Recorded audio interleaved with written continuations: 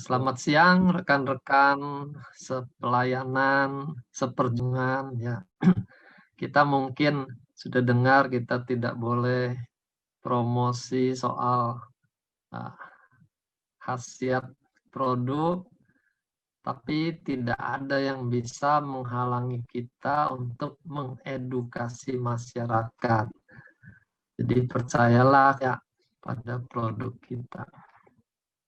Oke ya. Jadi siang ini kita satu tema dengan AFC untuk level up ya. Jadi kita mau meningkatkan standar kita juga, dan khusus hari Sabtu ini standar pengetahuan kita di bidang kesehatan ya. Tidak mau harus terus mengupgrade pengetahuan kita di bidang kesehatan. Oke, hari ini temanya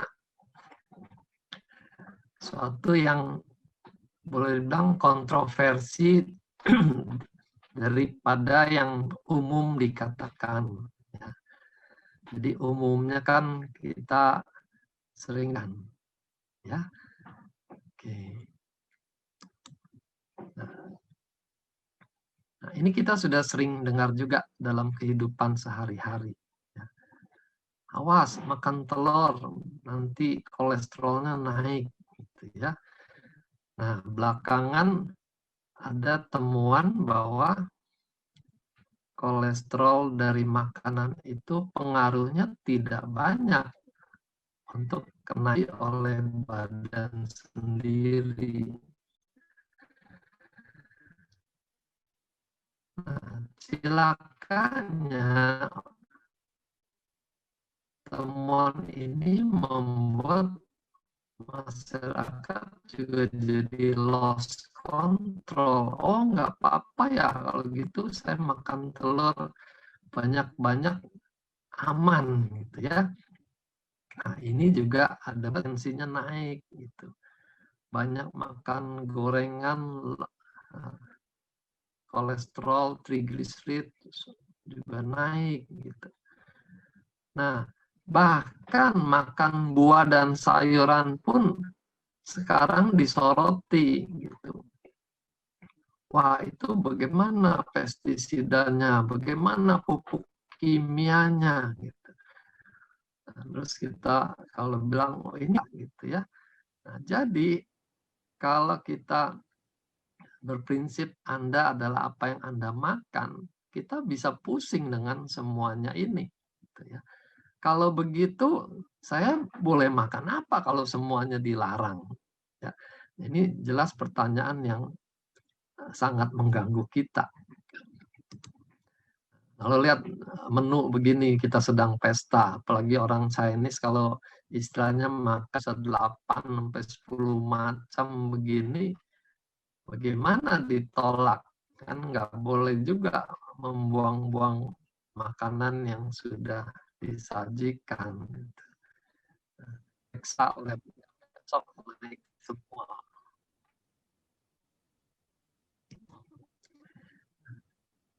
Jadi ini pendapat umum. You are what you eat. Ya. Anda adalah apa yang Anda makan. Jadi ini meme umum, kalau makanannya fast food ya akan ditumpuk semua di badan kita. Sebenarnya masalah gizi itu ada dua yang besar. Yang pertama, kekurangan gizi. Menonjol kasus kekurangan gizinya. Sebaliknya, di belahan bumi lain, masalahnya adalah overnutrition, kelebihan gizi. Kelebihan gizinya juga ada dua macam lagi. Yang pertama, kelebihan kalori. Ya, itu berupa tidak seimbang bahan gizi yang masuk. Nah, karena tidak seimbang ini muncul penyakit-penyakit metabolik. Nah, ini ada meme zaman sekarang ini ya. Manusia ini menyindir komplikasi pada kesehatan kita. Nah, jadi kita ada syukurnya juga di masa pandemi ini konsumsi makanan di mall tuh jadi lebih berkurang dan kita lebih banyak makanan di restoran. Dok, sorry dok, suaranya putus-putus dok. Oh, sorry. Mulai dari mana? Enggak sih, sebenarnya putus-putus tapi masih bisa kedengar gitu loh dok, tapi suaranya kayak pelan temponya gitu, kayak sinyalnya masih kedengeran cuma terlambat mungkin ya dok ya. Jadi dokter udah ganti slide, tapi suaranya udah suara slide berikutnya, tapi di slide-nya masih slide sebelumnya gitu loh. Jadi suaranya tuh nggak match sama ininya penjelasannya gitu loh dok. Gambarnya. Oke, saya perlambat ganti slide-nya. Ini saya sinyalnya kurang kuat rupanya. Oke. Jadi makanan rumah semakin tersingkir. Saya juga katanya putus-putus.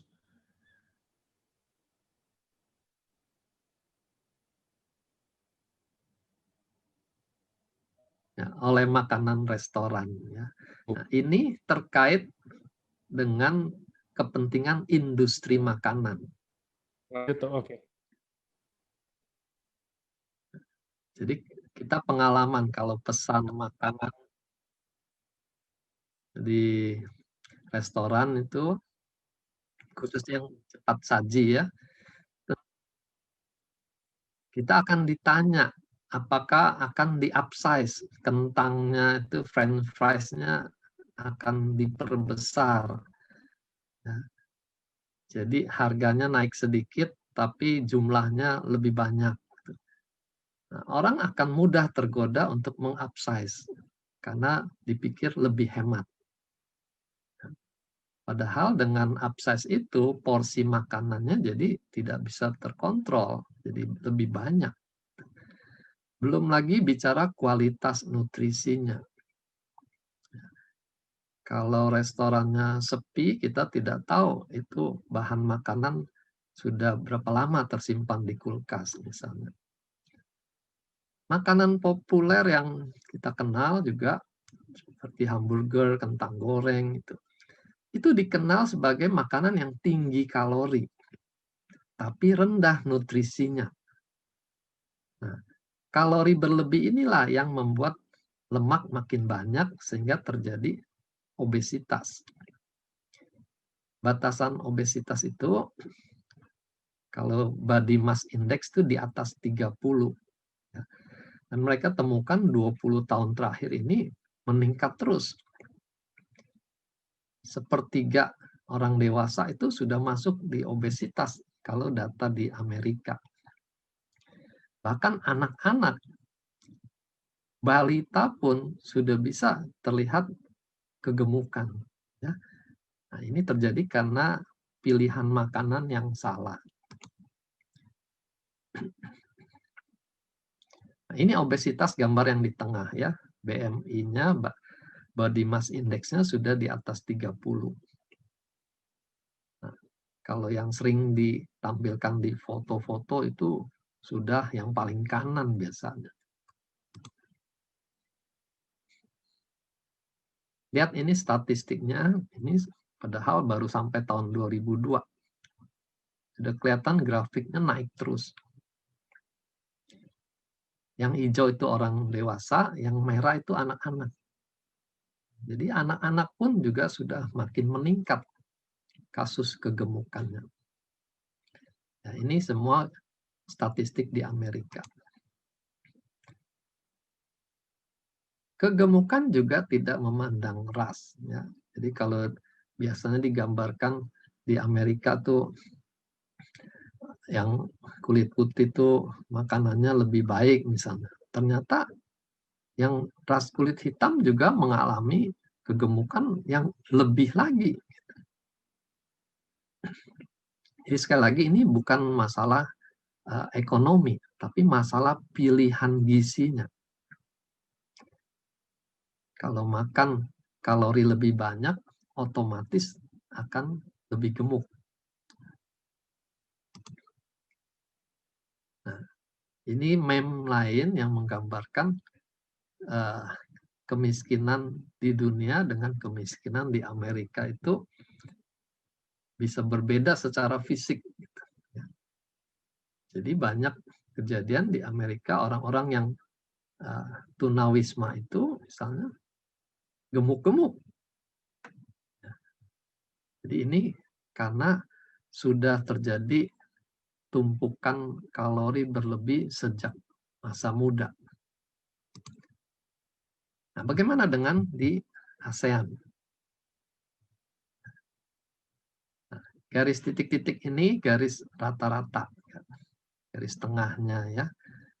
Dan Indonesia masih termasuk di bawah rata-rata untuk kasus obesitas kegemukan. Tapi kalau kita terus-menerus konsumsi yang salah, kita akan menyusul, gitu ya. Nah, kita lihat Papua, ini keseluruhan ya, Papua Barat dan Timur itu, ini justru lebih tinggi angka obesitasnya. Ya, jadi sekali lagi ini membuktikan obesitas tidak berhubungan langsung dengan urusan ekonomi. Kalau makanan salah, otomatis dia akan menjadi obesitas. Masalahnya ditambah kompleks lagi dengan isu-isu di luar gizi itu sendiri. Ya, misalnya tanah pertanian zaman dulu, zaman nenek kita ke atas itu kualitas tanahnya berbeda dengan sekarang. Ya, jadi mereka meyakini apel zaman nenek dengan apel zaman sekarang bisa tidak sama kualitas gizinya. Belum lagi industri masuk ke ranah pertanian. Bagaimana cara menghasilkan lebih banyak? Maka masuklah industri pupuk. Bagaimana supaya tidak diserang hama, pestisida masuk. Dan semua itu masuk ke dalam makanan yang tersaji di depan kita. Dari dunia peternakan juga sama. Bagaimana supaya ayamnya gemuk, tidak sakit-sakitan, gitu ya. Diberikan antibiotik dicampur dengan makanan ternaknya. Ternaknya gemuk-gemuk, bahkan dicampurkan hormon juga. Hormon pertumbuhan supaya ayamnya itu jadi besar-besar. Dan kita ikut makan antibiotik, hormon-hormon yang ada di ternak-ternak itu. Gitu. Masuk tentu akan berdampak. Ya, misalnya industri makanan olahan, ya. Di situ ada pengawetnya, ada perasanya, ada pewarnanya. Jadi kalau kita minum suatu jus, lalu di situ tertulis rasa jeruk, harap diingat, belum tentu itu jeruk beneran, gitu ya. Hanya rasanya saja, itu Belum lagi kalau pemerintah dipengaruhi oleh investor yang bergerak di industri itu. Peraturan-peraturan bisa ikut dipengaruhi, ya. Sehingga kita jadi bertanya-tanya, pemerintah ini pro rakyat atau pro industri, ya. Jadi kita syukuri kalau pemerintah kita masih memperhatikan masalah kesehatan rakyatnya. Lalu praktek oknum tenaga kesehatan misalnya, ya, ada bisnis terselubung dalam praktek sehari-hari. Ya, misalnya yang kita kenal itu susu formula. Dulu gencar sekali promosi susu formula, bahkan pada ibu-ibu yang baru melahirkan. Lalu pemerintah menyadari ini tidak baik, maka mulai digalakan gerakan cinta ASI. Sehingga sangat disarankan jangan menyentuh susu formula kecuali memang ada masalah dengan ASI-nya. Ya. Nah, ini contoh kalau pemerintah masih melindungi rakyatnya. Nah, sekarang kita kembali pada gula, garam, dan lemak. Kenapa itu jadi masalah? Padahal ketiganya itu yang membuat makanan terasa lezat, terasa nikmat. Ya. Coba hilangkan gula, masak tanpa gula, tanpa garam, atau tanpa lemak. Seperti apa rasanya? Susu yang rendah kolesterol saja kita sudah bisa rasakan. Rasanya tuh hambar sekali, tidak enak. Ya. Nah, jadi kita tidak mungkin juga menekan gula, garam, dan lemak sampai di bawah kondisi yang semestinya ada. Karena makanannya jadi tidak enak. Makanan rumah sakit misalnya, kalau yang pernah dirawatnya, kalau mengikuti sepenuhnya harus rendah garam, rendah gula, rendah lemak, itu pasiennya tidak akan habiskan makanannya karena tidak enak. Jadi di sini kita perlu jaga keseimbangan. Bagaimana makanannya enak, tapi jangan sampai berlebihan. Ya. Nah, pertanyaannya, benarkah gula, garam, dan lemak itu menjadi biang kerok dari semua penyakit? Atau ada bahan-bahan lain yang hilang? Sehingga bahan yang hilang itu yang justru menimbulkan penyakit. Ya. Ini pertanyaan yang kita harus biasakan dalam menganalisa masalah. Ya. Jadi jangan mudah mengkambing hitamkan suatu bahan sebagai penyebab. Karena makanan kita itu kan kompleks.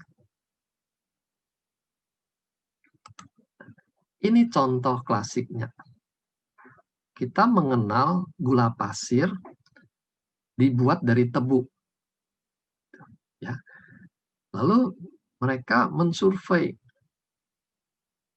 para karyawan di perkebunan tebu, bahkan masyarakat di sekitar perkebunan tebu. Ternyata tidak banyak yang mengalami giginya rusak. Padahal kita sering dengar gigi anak-anak rusak tuh karena makan yang manis-manis. Nah, di sini mulai muncul pertanyaan. Loh, mereka yang konsumsi tebu langsung dari tebunya kok tidak rusak giginya? Padahal sama manisnya. Nah, lalu penelitian masyarakat melihat bahwa ternyata gigi berlubang itu meningkat pesat sejak muncul industri roti. Ya, industri tepung, dari tepung itu dibuat roti. Sejak itu kasus gigi berlubang itu meningkat. Ya. Begitu juga pengaruhnya terhadap kencing manis. Ada penelitian di Republik Dominika itu ya, penghasil tebu yang besar, 5.000 pekerjanya diteliti, tidak banyak yang mengalami kencing manis. Padahal mereka konsumsi tebu sejak kanak-kanak. Berbeda dengan orang kaya di Spanyol yang mengkonsumsi gula pasir gitu. Itu angka kejadian kencing manisnya tinggi, gitu ya. Nah, di sini muncul lagi pertanyaan. Jadi sebenarnya gulanya yang bikin kencing manis atau ada bahan yang hilang waktu proses pembuatan gula pasir. Sehingga bahan yang hilang itu yang membuat perlindungan terhadap kencing manis juga ikut hilang. Gitu. Maka sekarang dikenal gula itu dengan sebutan kalori kosong. Isinya hanya kalori, kosong gizi-gizi, zat gizi lainnya. Ya. Jadi kita sekarang bisa yakin tidak sama konsumsi tebu dengan konsumsi gula pasir. Walaupun gula pasir itu dibuat dari tebu. Angga, bagaimana sejauh ini? Aman? Aman, Dok. Aman. Nah, ini sejumlah zat gizi yang hilang pada waktu proses tebu menjadi gula pasir. Yang pasti pertama seratnya. Kita lihat orang yang jualan jus tebu kan itu habis digiling dibuang gitu ya seratnya itu. Nah, ternyata serat itu bisa menurunkan indeks glikemik. Dan dia untuk kolesterol juga bisa mengikat kolesterol sehingga penyerapan di usus tuh berkurang. Ya, nah inilah pentingnya kita konsumsi serat. Jadi buat mereka yang tidak suka sayur dan buah, nah sekarang menyadari apa yang hilang dari makanannya, padahal itu melindungi kesehatannya. Nah juga di dalam makanan yang utuh itu kalau diproses bisa hilang zat-zat seperti yodium, molibdenum gitu ya. Nah, dan itu masing-masing punya efek untuk kesehatan. Nah, misalnya yodium itu mencegah gondok membesar gitu. Jadi kalau orang yang kurang yodium, gondoknya akan memperbesar diri. Itu mekanisme alamiah supaya dia bisa lebih efisien menggunakan yodiumnya. Gitu. Lalu zat molibdenum ini kita mungkin jarang dengar ya, tapi ternyata ini penting karena penelitian di masyarakat di China Utara itu kanker esofagusnya lebih tinggi karena bahan mineral molibdenumnya kurang. Ya. Juga untuk kencing manis sekarang disoroti pentingnya kromium. Nah, mulailah nanti produksi suplemen yang berisi kromium picolinate gitu ya.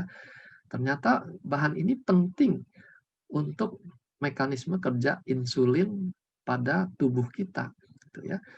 Jadi pada saat tebu itu diproses jadi gula pasir, bahan kromium ini hilang juga. Sehingga insulin jadi tidak efektif untuk mengelola gula di tubuh kita. Naiklah kadar gulanya. Nah, temuan lain misalnya keseimbangan. Kalsium dengan magnesium itu perlu masuk dalam komposisi 2:1 misalnya. Tapi kalau kita hanya mendengar promosi kalsium kalau kurang bisa bikin tulang kropos, kita ramai-ramai minum suplemen yang isinya kalsium. Sehingga komposisinya jadi tidak sebanding lagi. Magnesiumnya jadi kurang dibanding kalsiumnya. Dan ternyata komposisi yang pincang itu menimbulkan masalah kesehatan lagi. Gitu ya. Nah, di sini kita melihat pentingnya kita konsumsi makanan yang utuh, karena Tuhan sudah ciptakan keseimbangan di dalam masing-masing makanan itu. Kalau kita hanya mengejar salah satu mineral lewat suplemen, kita bisa-bisa menciptakan ketidakseimbangan di dalam tubuh kita. Ya. Nah, elektrolit juga begitu. Garam bikin darah tinggi. Garam itu natrium. Ya. Ternyata yang bikin darah tinggi itu karena ketidakseimbangan natrium dan kaliumnya. Kalau dia konsumsi cukup buah-buahan, di mana buah-buahan itu tinggi kaliumnya, ternyata bisa mengimbangi efek buruk dari garam itu. Makanya kita kenal, oh kalau darah tinggi, makan seledri, makan belimbing misalnya. Itu bukan karena dia berfungsi sebagai obat darah tinggi, tapi karena elektrolitnya saling mengimbangi satu sama lain. Sehingga terjadi kondisi yang lebih menyehatkan. Ya.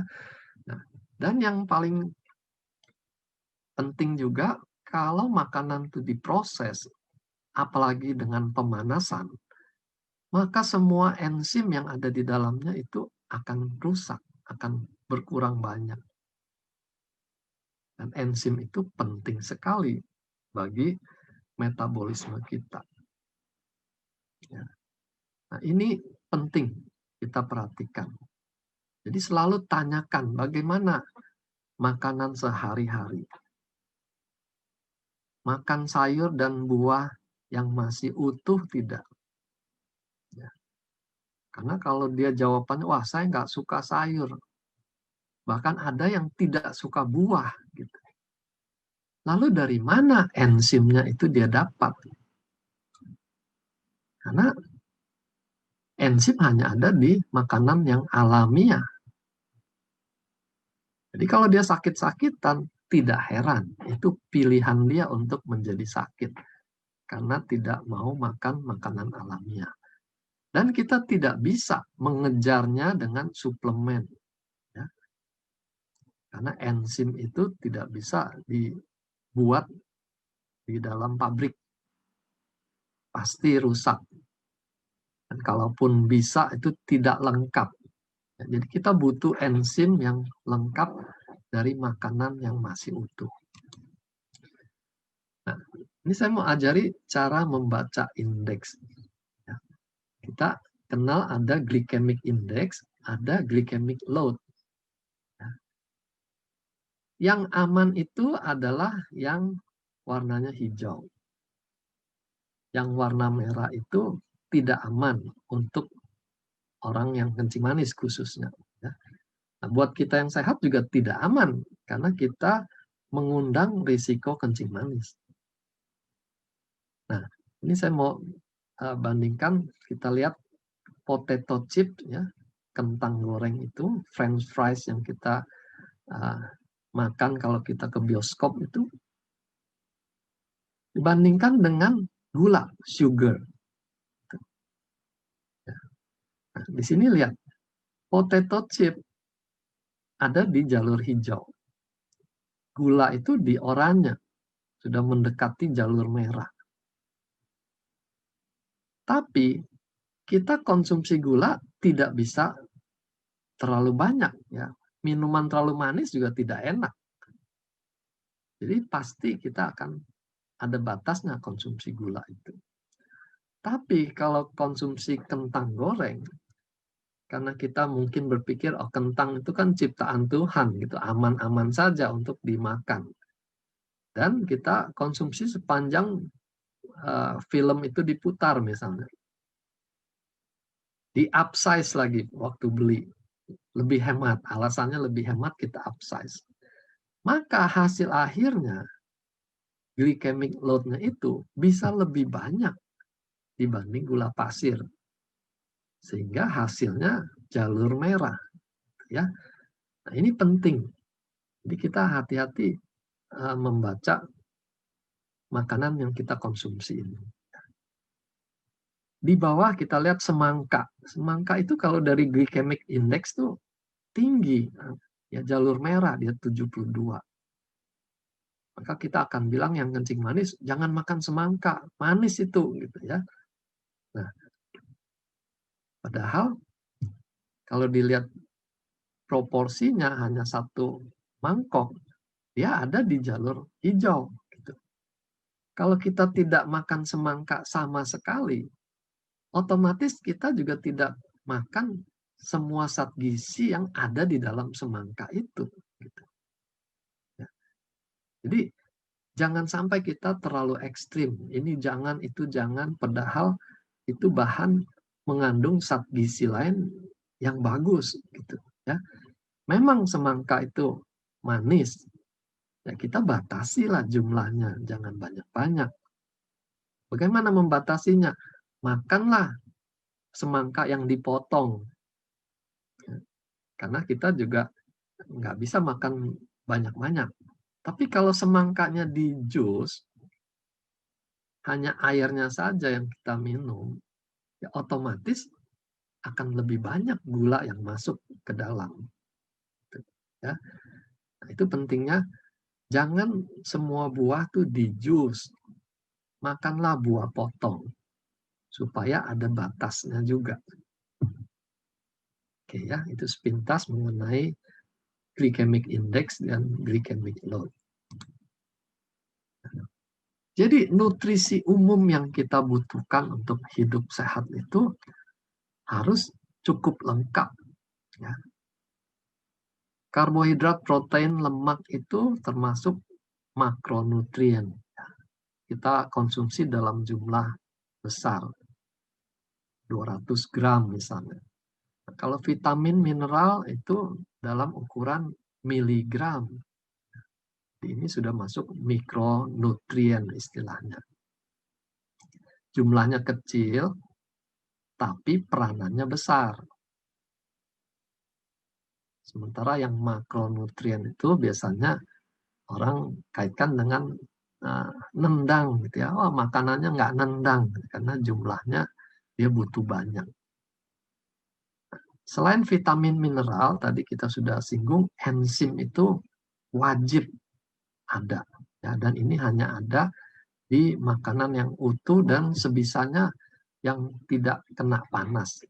Ya, jadi buah-buahan itu tidak perlu dimasak, itu enzimnya banyak. Kalau sayuran, sebagian yang sudah dimasak, enzimnya juga berkurang banyak. Gitu ya.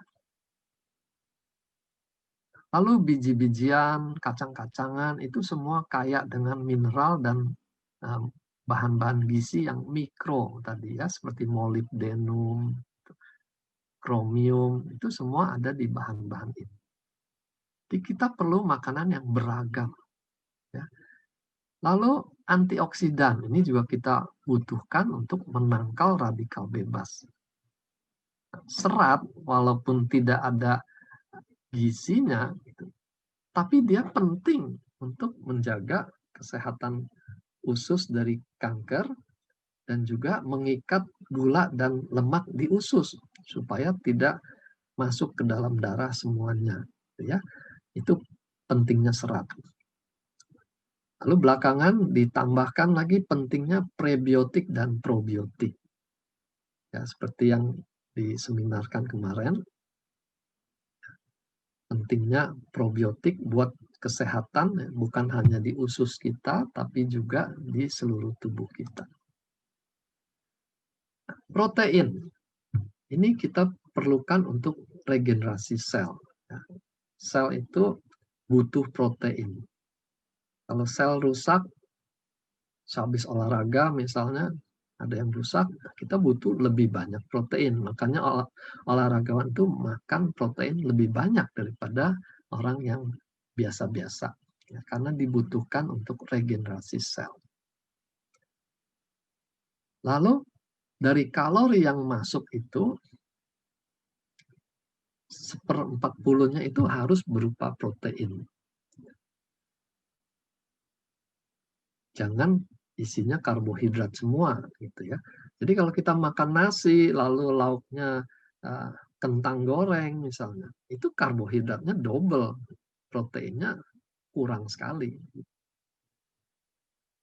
Kemudian untuk kebutuhan minimal itu sudah terukur, dia butuh 0,8 gram protein per kilogram berat badan. Ya, jadi orang yang lebih gemuk dia butuh lebih banyak protein. Nah, diambil rata-rata 50 gram tuh mestinya mencukupi.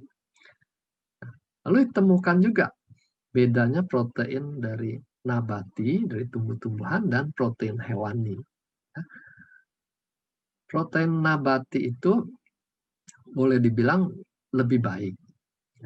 Sayangnya, dalam setiap jenis itu asam aminonya tidak lengkap.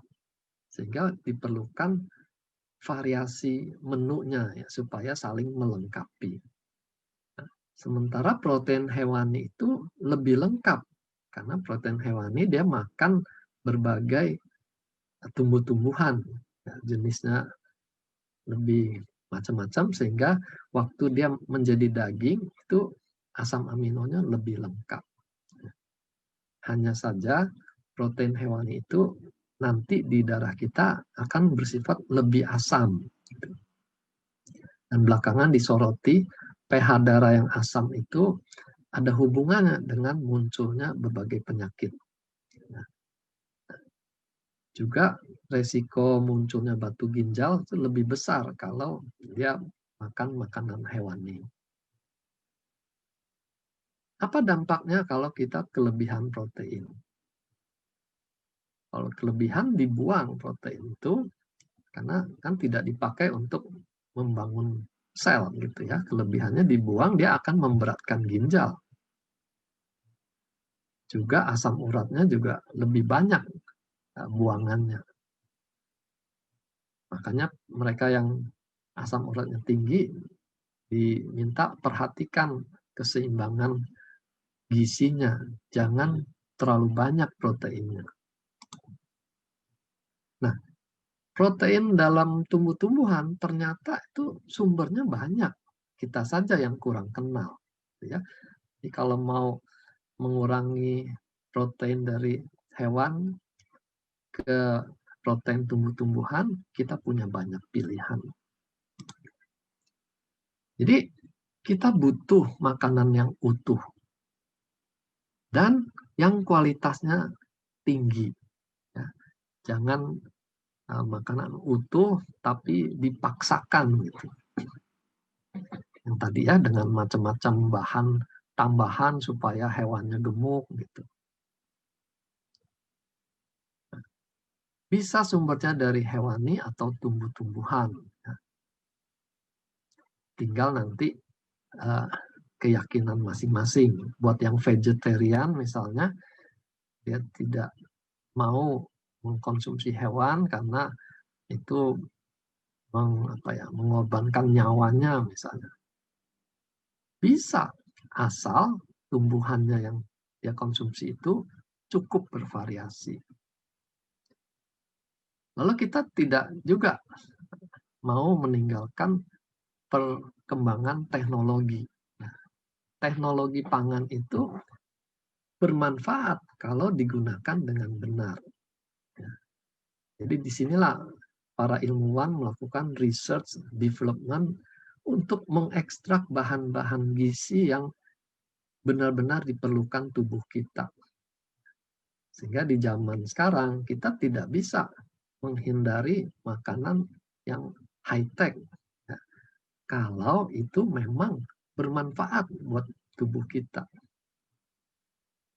Misalnya saja, vitamin A. Kalau hanya makan dari wortel, berapa banyak wortel yang kita harus konsumsi? Gitu. Tentu pada kondisi yang sedang krisis kekurangan vitamin A, dia butuh berupa ekstraknya. Ekstrak vitamin A yang dipekatkan sehingga dosisnya bisa lebih tinggi. Lalu teknologi modern itu juga akan memperhatikan sampai pada penyerapannya. Kita sebut bioavailability. Ya. Makan banyak Kalau yang masuk ke darah sedikit kan juga mubasir, itu semua berakhir di WC misalnya ya. Jadi bagaimana teknologi modern itu membantu menciptakan makanan yang diserap semua. Lalu bagaimana memilih komposisi yang sinergi, tidak berlawanan satu sama lain. Nah, itu pekerjaan para ilmuwan. Jadi kita syukuri mereka meneliti semuanya ini. Ya. Lalu juga produk high-tech ini memperhatikan takaran yang optimal itu berapa. Ya, karena kalau dari makanan utuh kan kita tidak tahu ada berapa kandungan di dalam makanan utuh itu. Tapi kalau dibuat secara teknologi bisa dipastikan ada berapa miligram tersedia di dalam makanan itu. Ya. Dan tentu kita perlukan ini, makanan teknologi ini, kalau kita membutuhkan hasil yang nyata dan cepat. Ya, orang yang sedang sakit butuh pemulihan yang segera, kita nggak bisa suruh dia makan sayur dan buah pelan-pelan naik kesehatannya, gitu ya. Bisa terlambat. Jadi di situ pentingnya kita menggunakan akal sehat kita, kebijaksanaan kita. Kapan kita butuh cepat, kapan kita butuh jangka panjang menjaga kesehatan. Karena saya di seminar sering katakan, kenapa sih mesti dikejar-kejar dengan di bawah lidah? Supaya cepat. Mau seberapa cepat? Gitu, ya. Nah, ada lagi penelitian yang lebih baru, kaitannya makanan dengan gen. Ya. Tapi sekali lagi, perhatikan. Yang dimaksud adalah ekspresi gennya. Kita tahu SOP itu salah satu keterangannya kan adalah memperbaiki ekspresi gen. Namun banyak orang menangkapnya itu memperbaiki gennya, itu struktur gennya. Itu salah, ya, salah persepsi. Nah, ini saya mau jelaskan sedikit apa itu ekspresi gen. Kita tidak bisa mengkutak-katik DNA-nya yang ada di dalam kromosom itu. Jadi kita tidak bisa mengubah struktur DNA-nya. Tapi ternyata struktur DNA itu nanti masih diatur lagi apakah dia akan muncul di dalam gejalanya atau tidak. Misalnya orang yang sama-sama keturunan kolesterol tinggi misalnya. Lalu dari kolesterol itu bisa bikin serangan jantung misalnya. Ternyata bukan hanya soal DNA, tapi juga soal ekspresi gennya ini. Maka dalam satu keluarga yang sama-sama keturunan darah tinggi dan kolesterol, tidak semuanya dapat serangan jantung gitu. Karena ada faktor lain yang disebut epigenetik. Epigenetik ini ibarat tombol on-off-nya. Apakah suatu DNA itu akan diekspresikan menjadi suatu penyakit. Itu tombolnya on, muncul penyakitnya. Tapi kalau epigenetiknya itu dalam posisi off, walaupun dia punya DNA yang buruk, tapi tidak muncul sebagai penyakit. Ya. Kolesterol, kencing manis, hipertensi, kanker itu sudah terbukti ada kaitannya dengan epigenetik ini. Nah, jadi ada makanan-makanan yang bisa mempengaruhi epigenetik ini. Nah, ini penelitian belakangan memfokuskan pada epigenom ini, ya, epigenetik ini. Mereka temukan pengaruh lingkungan itu bisa mempengaruhi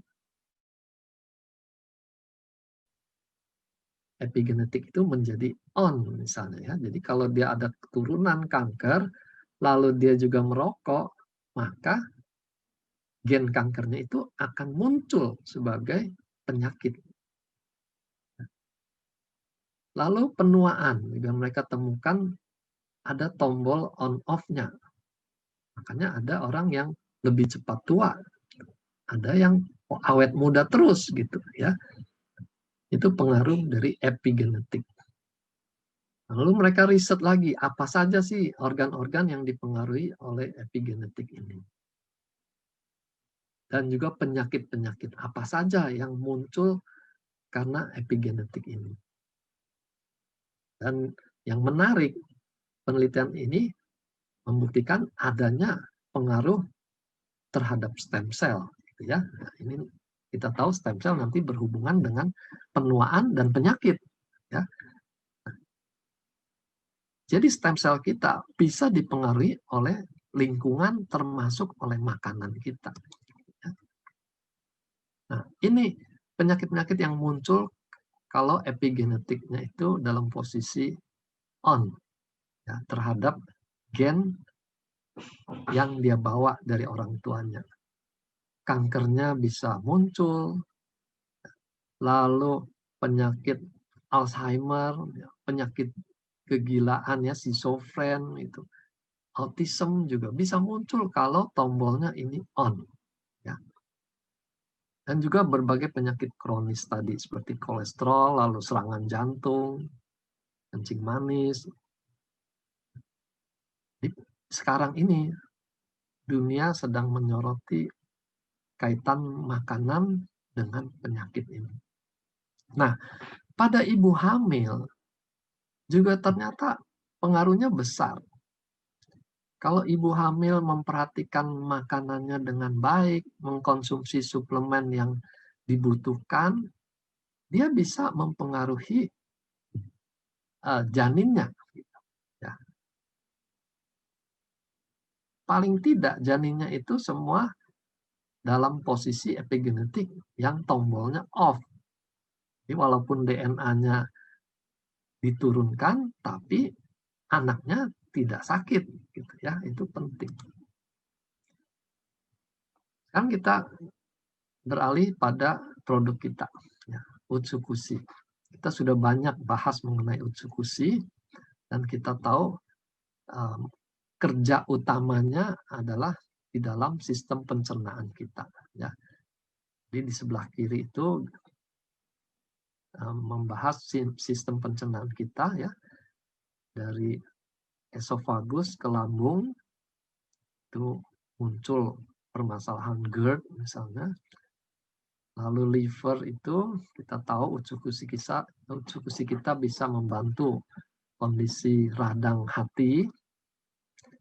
Lalu khususnya di usus kita juga sudah tahu bagaimana dia bisa membersihkan usus ya. Ini contohnya usus yang kotor dan usus yang bersih. Dan bukan hanya soal kotor dan bersih. Usus yang kotor itu juga akan membuat dinding usus itu lebih kaku dibandingkan usus yang normal, yang elastis. Dan usus yang kotor itu lebih berpeluang terjadi kanker usus dibandingkan usus yang bersih. Nah, di sini kita menyadari pentingnya membersihkan usus. Dan yang paling penting itu serat. Utsukushi membantu pembersihan usus. Tapi kandungan seratnya tidak banyak dalam Utsukushi. Jadi kita harus selalu mengedukasi konsumen produk kita. Selain minum Utsukushi, jangan lupa makan sayur dan buah. Di situ seratnya masih utuh dan banyak. Ya. Ini berbagai penyakit usus dari yang ringan sekedar kembung dan mules sampai yang berbahaya. Ya. Dan ini pentingnya tadi kita mengkonsumsi makanan yang bekerja di usus. Ya. Kalau ususnya sering tegang, itu dia mudah mengalami kram usus misalnya. Kalau dia ususnya kram begitu, diameternya saling berdekatan, tentu lebih mudah terjadi perlengketan satu sama lain. Peradangan, kanker, lalu kita juga sudah dengar autoimun di dalam sistem usus. Ini sangat mengganggu kehidupan kita. Nah, ini isu yang kita sedang digempur, ya, karena kita dibilang overclaim mengatakan produk AFC ini sebagai obat, gitu ya. Nah, ini penting dalam aspek edukasi. Benar nggak makanan itu sebagai obat? Ya. Tapi hati-hati ya, jangan pulang dari seminar ini langsung gembar-gembor lagi produk kita sebagai obat. Tapi informasi ini sangat perlu kita kuasai. Bisa tidak makanan sebagai obat? Ya. Zaman dulu, ya, bahkan sekarang masih ada, ya, dalam dunia kedokteran itu dikenal penyakit kurang kalori protein. KKP kita suka singkat. Yaitu karena mereka tidak mendapat gizi yang cukup. Makannya entah berapa hari sekali baru dapat jatah makan yang cukup misalnya. Jadi muncullah penyakit dua ini. Kurang kalori, orangnya ditandai dengan kurus kering. Tapi kalau dia kurang protein, ya, jadi dia dapat makan nasi, kentang, ubi gitu ya, tapi proteinnya kurang. Jadi penyakit juga yang kita kenal busung lapar, gitu ya. Jadi kita lihat anak-anak perutnya buncit ini berbeda dengan buncitnya yang tadi gambar orang makan hamburger. Ini buncit karena kekurangan protein. Ya. Nah, dalam kondisi seperti ini, kurang kalori dan protein, apa obatnya? Hanya satu obatnya, makan. Ya. Jadi di sini saja kita sudah bisa melihat makanan sebagai obat, why not? Gitu ya, kenapa tidak? Kalau memang itu masalahnya di situ kurang, kita cukupkan, maka dia menjadi obatnya. Gitu. Ya. Nah, ini dalam sejarah kedokteran juga tidak mungkin dilupakan kasus ini. Ya. Jadi ceritanya para pelaut zaman itu banyak yang sakit bahkan sampai meninggal. Gitu. Lalu ada seorang dokter bedah di kapal Inggris ya, James Lind namanya. Dia membekali makanan yang dibawa itu dengan buah lemon. Dan dia berikan buah lemon itu pada mereka yang sakit. Hasilnya anak buahnya di kapal itu selamat, ya. Tidak sakit, tidak meninggal. Dari situlah mulai diteliti ada apa di dalam buah lemon itu. Dan ditemukanlah vitamin C. Ya, jadi ini sejarah penemuan vitamin C. Dari situ baru industri farmasi masuk menciptakan vitamin C buatan. Gitu. Sehingga bisa diproduksi dalam jumlah banyak, dalam kadar yang suka-sukanya diatur. Gitu ya. Mau 100 mili, 500 mili, mau 1000 mili, itu industri punya kerjaan. Ya. Tapi ini sejarah yang tidak bisa kita lupakan. Nah, jadi di sini juga kita lihat bagaimana makanan dalam hal ini jeruk lemon bisa menyelamatkan orang yang sakit. Gitu. Ya. Nah, sekarang kita lihat gambaran seutuhnya. makanan dan obat buatan pabrik itu ya, obat farmaseutical, kita harus lihat itu sebagai satu spektrum yang berkesinambungan. Dari makanan dicari makanan apa yang punya khasiat untuk memperbaiki kesehatan. Nah, itu disebut functional food. Ya, makanan yang benar-benar berkhasiat. Gitu. Bukan sekedar mengenyangkan atau mempertahankan hidup gitu ya, yang seperti tadi. Tapi ada bahan-bahan aktif yang punya khasiat khusus. Nah, itulah functional food. Lalu dari dunia tumbuh-tumbuhan juga diteliti. Maka kita mengenal istilah herbal. Gitu ya. Berbeda dengan sayur-mayur. Herbal itu kita sudah berpikir khasiat tertentu dari tumbuh-tumbuhan yang sebenarnya termasuk kelompok sayur-mayur misalnya gitu ya. Di situ juga termasuk functional herbal gitu ya. Dari makanan dibuat lagi ekstraksinya. Ya, dari functional food tadi diambil lagi bahan aktifnya menjadi bahan berkhasiat. Nah, ini yang sekarang dikenal sebagai bidang nutraceutical. Sebagai bidang baru selain pharmaceutical. Jadi industri obat, farmasi, dan industri makanan yang berperan seperti obat gitu ya, diekstrak jumlahnya dalam ukuran gram, miligram, dan khasiatnya seperti obat gitu. Nah, dari dunia herbal juga muncul fitofarmaka. Diteliti dari herbal misalnya bawang putih misalnya. Dari bawang putih itu apa sih yang berkhasiat? Ya, lalu diambil ekstrak dari bahan aktifnya bawang putih. Nah, itulah yang kita kenal sebagai fitofarmaka.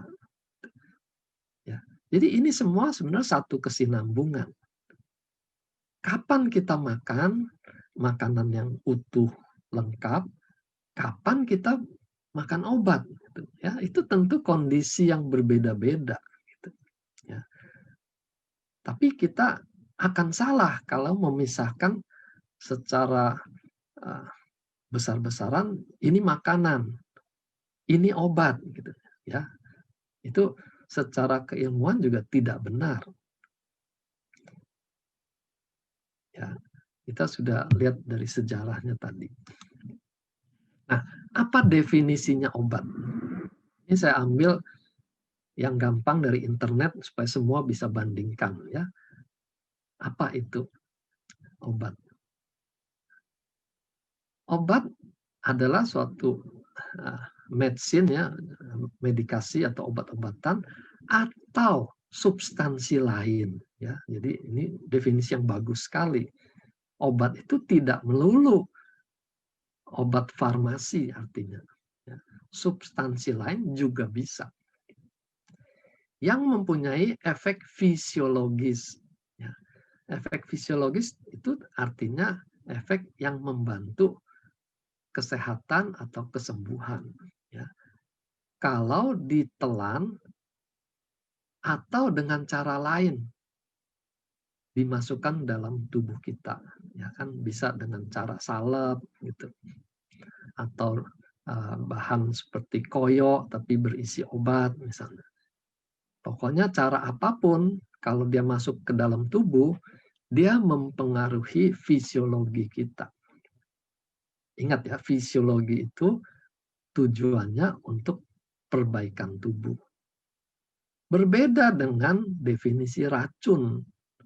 Kalau racun itu bahan yang menimbulkan efek patologis, bukan fisiologis, patologis. Artinya dia merusak fungsi tubuh. Sehingga bisa bikin penyakit, bahkan bisa bikin mati, ya. Yang kita sudah kenal itu sianida, ya, campurkan dalam kopi, efektif itu, ya. Nah, jadi jelas sekali bedanya obat dengan racun, ya. Kalau ada orang masih bingung antara obat dan racun, itu saya yang bingung. Jadi jangan kita katakan obat itu racun. Itu membingungkan sekali. Ya. Karena kalau obat itu racun, ya para dokter itu tukang racun. Gitu. Ya.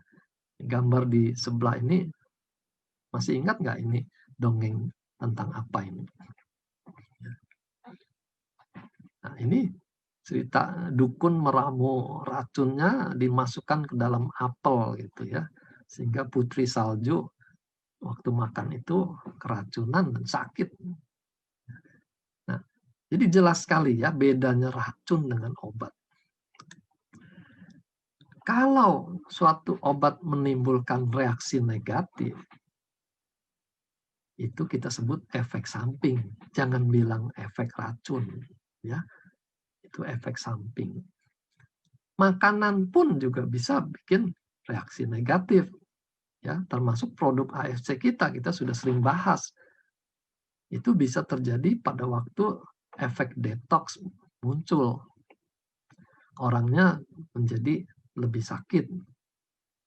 Tapi itu tidak berlangsung lama, karena itu memang dibutuhkan untuk pembersihan diri. Ya.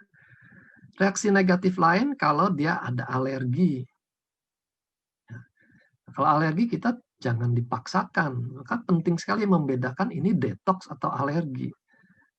Kalau dia alergi, lalu apply-nya bilang, nggak apa-apa, teruskan aja, itu detox. Gitu ya. Bisa tambah parah orangnya. Jadi hati-hati. Lalu bisa juga sekarang terjadi ketidakcocokan reaksi tubuh. Ya, ini belakangan sedang tren.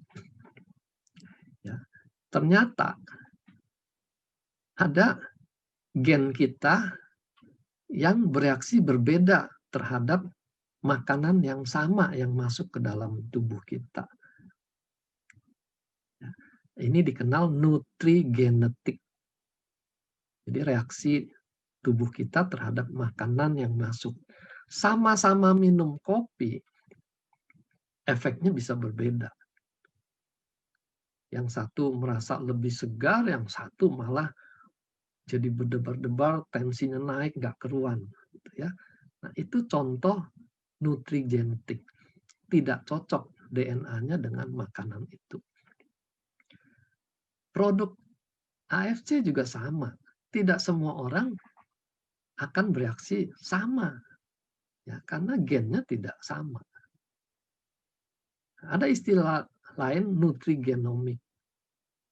Bagaimana makanan yang kita makan bisa mempengaruhi di level selnya, ya, yang tadi kita sudah bahas epigenetik tadi. Ya. Makanan apa yang mempengaruhi epigenetik? Oke, jadi simpulannya, kesehatan kita bukan hanya ditentukan apa yang kita makan, ya, tapi juga apa yang tidak kita makan. Kalau dia tidak makan sayur, buah, serat, enzim, ya tinggal tunggu waktu dia akan sakit, gitu ya. Karena dia defisiensi gizi tertentu. Nah, ini yang selalu saya ingatkan. Jangan semua menganggap produk AFC kita tuh seperti obat dewa gitu ya. Pokoknya dikasih ini saja semua akan beres gitu ya. Gak bisa. Kalau dia defisiensi gizi yang lain tidak akan tercukupi hanya dengan konsumsi produk kita gitu ya. Jangan katakan produk ini gizinya lengkap gitu. Itu membodohi konsumen namanya. Karena kita tidak pernah promosi produk kita lengkap gizinya. Jadi kalau ada pertanyaan saya, kalau makan ini masih perlu antioksidan lain nggak gitu? Ya mungkin saja dia perlu kalau kebutuhan antioksidannya memang tinggi. Misalnya dia perokok. Kalau hanya konsumsi glutathione yang ada di SOP dan Utsukushi, mungkin tidak cukup. Gitu, ya. Lain orang, lain kebutuhannya. Nah, ini yang saya suka tekankan kalau orang nanya takarannya berapa gitu. Ya lain orang, lain kebutuhannya. Makanya kita harus layani klien kita dengan benar. Kita mengenal dia seperti apa butuhnya gitu ya. Lalu kondisi lingkungan saat ini juga membuat konsumsi makanan kita sehari-hari itu kemungkinan besar ada yang kurang gitu ya. Apalagi kalau menunya sama terus, tentu akan kekurangan zat gizi lain. Nah, disitulah kita perlu suplementasi, ya, suplemen supaya jadi cukup. Jadi sekali lagi, suplemen yang kita berikan jangan dipikir sudah lengkap dan cukup, ya. Nah, lalu isu lain, ini makanan sehat, ini bukan suplemen. Nah, itu makin tambah istilah makin membingungkan, gitu ya. Suplemen itu artinya tambahan atas sesuatu yang kurang. Ya. Jadi nggak perlu kita nambah lagi istilah ini makanan bukan suplemen. Sesuatu yang kita tambahkan itu adalah suplemen. Entah suplemennya berupa makanan atau suplemennya berupa bahan herbal, ya, atau bahan lainnya lagi, gitu ya. Tapi semua itu suplementasi atas apa yang kurang dalam makanan kita. Jadi kita dengan kondisi hidup kita seperti sekarang, kita perlu suplementasi supaya tetap sehat dan bisa menikmati hidup, gitu ya. Nah, misalnya orang mengatakan saya nggak pernah makan suplemen-suplemen, saya tetap hidup sehat misalnya. Ya, hidup sehat itu seringkali karena dia belum merasakan yang lebih sehat lagi. Gitu ya. Jadi waktu dia tambahkan suplementasi, dia merasa lebih fit, lebih produktif berpikir, bekerja, dia baru sadar bahwa selama ini dia kurang sehat. Gitu ya. Itu kita kenal sebagai penyakit subklinis. Belum muncul penyakitnya, tapi sebenarnya derajat kesehatannya itu sudah di bawah. Ya. Nah, menikmati hidup itu juga berarti bebas dari gangguan yang kelihatannya ringan. Sehat tapi sakit kepala misalnya, ya itu kan nggak sehat. Sehat tapi kalau bangun pagi badan rasanya remuk misalnya, itu nggak sehat, ya. Sehat juga berarti dia tidak mudah sakit, walaupun ada faktor keturunan, ya. Keturunan kolesterol, kencing manis, tapi dia tidak kena. Nah, itu tadi kita sudah bahas karena epigenetiknya lebih bagus gitu. Lalu kalau dia sakit juga cepat sembuh. Di dunia milenial ini penting orang berlomba dengan waktu. Gitu. Kalau dia sakit berlama-lama kan bisa hilang peluangnya, gitu ya. Jadi butuh suplementasi. Dan untuk lansia dia bisa tetap produktif. Gitu. Nah ini yang penting juga buat para milenial mungkin tidak merasa perlu, tapi pikirkan orang tua. Ya. Mereka bertambah usia, makin tidak bisa produktif karena terganggu rematik misalnya. Ya. Tolong mereka berikan suplementasi yang memang dibutuhkan oleh mereka. Oke, ya. Jadi ini yang kita cita-citakan. Waktu muda penuh vitalitas, sampai tua juga bisa tetap menikmati hidup dan produktif. Oke.